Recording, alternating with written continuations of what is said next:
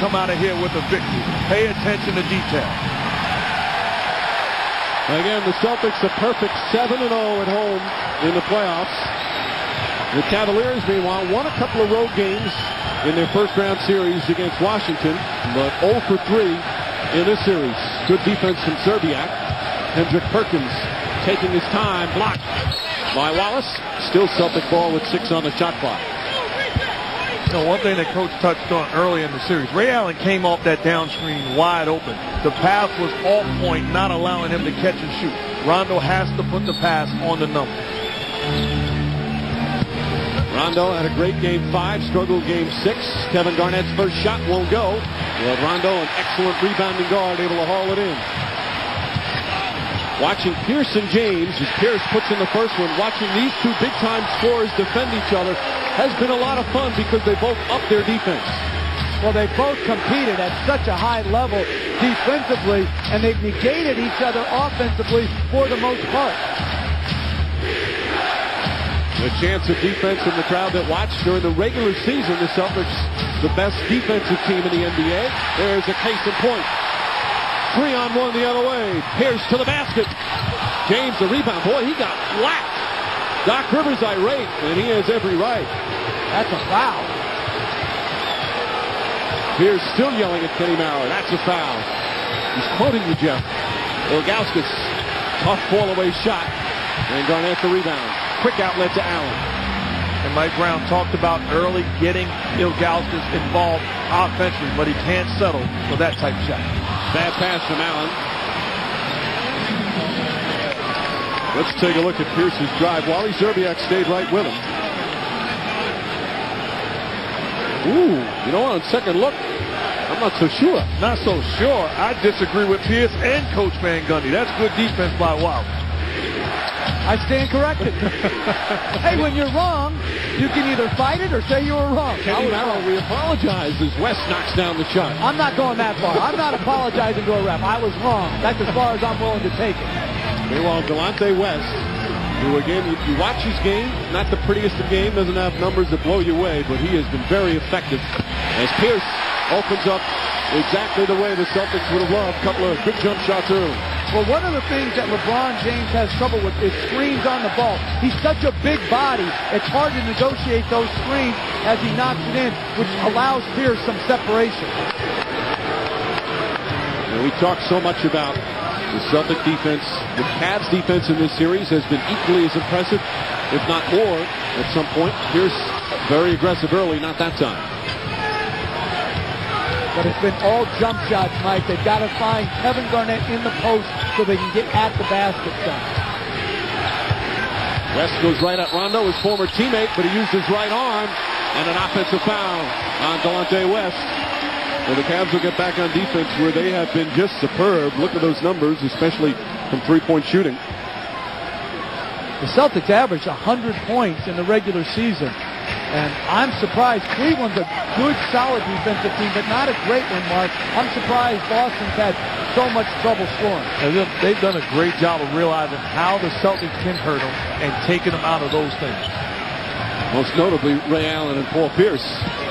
Serbiak now on Pierce on this possession. Garnett, good wide open shot.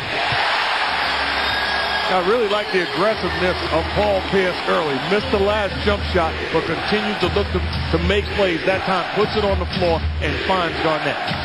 The teams are combined 5 or 8. An offensive explosion on what has been so far one of the lowest scoring playoff series in the history of the NBA. Serbiak misses. Garnett, tough rebound in traffic.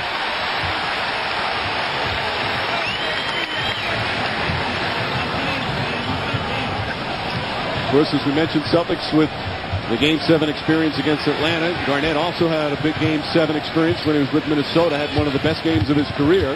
Gets inside, feeding Perkins. Ilgauskas grabbed his jersey, and Perkins still able to put it in.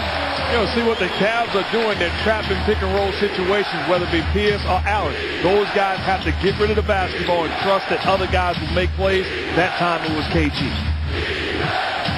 Ilgauskas can't get it to fall. Garnett, yet another rebound already with 4.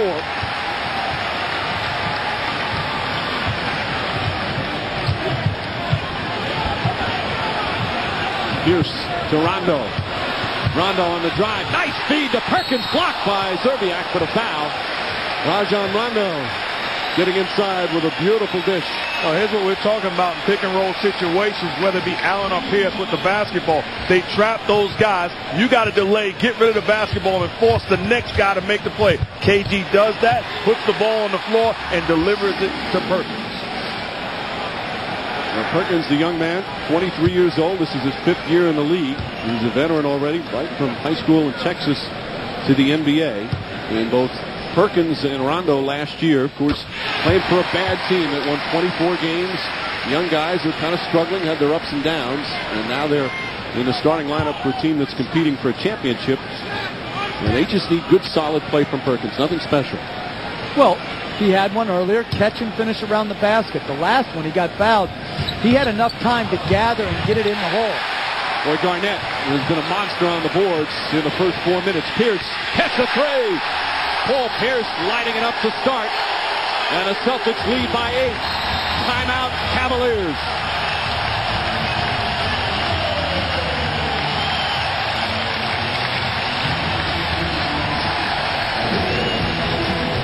And what are the Celtics doing early? Putting the ball in the hands of Paul Pierce offensively. Rolling on an 8-0 run, and it starts and finishes with Paul Pierce. The truth, the whole truth, and nothing but the truth. You got to dominate the glass tonight. You know that, all right? We got to dominate the glass. Every possession counts. We can't take one of those off, and think it'll make up. That might be the difference. Trust your system, guys. Trust your teammates. But most importantly, trust yourselves. All right? Dominating the glass so important because in Game 6, that's where the Cavs really was able to take control. They're a great offensive rebounding team. One of the reasons they miss more shots than most people. They don't have a high field goal percentage, so more opportunities, but they do take advantage of those opportunities. Well, I like what Dr. has said, that, hey, what we've been preaching all season long, it mattered in Game 1. It does not change. Game 1 of the season, that is. It does not change since it's Game 7. Continuing to do the things that we've done all season long. Shot clock winding down. Pierce badgering LeBron James. Makes him take a bad shot, but Perkins touches it out of bounds. And they'll get a new 24. You know, when Doc Rivers first came here in Boston, he was obviously befriended by the late Red Auerbach. And Auerbach was a wonderful mentor to him. One of the things he told him was, keep it simple. Don't complicate things. And Rivers always remembers that, especially in a big Game 7 like this, where sometimes you don't want to overanalyze and throw too much at the players, Jeff. I agree with that. The simpler, the better in the playoffs, particularly in closeout situations like this one is for both teams. James looking to post up Pierce.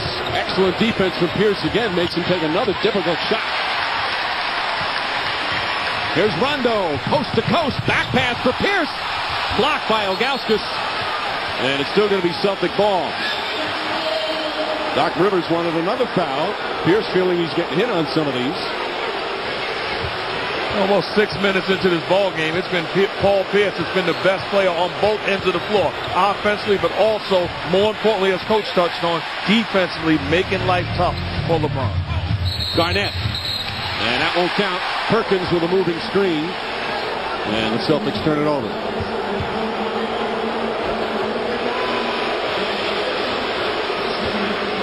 You know, we talked so much about the road difficulties through the playoffs, and certainly in this series, but the Cavs have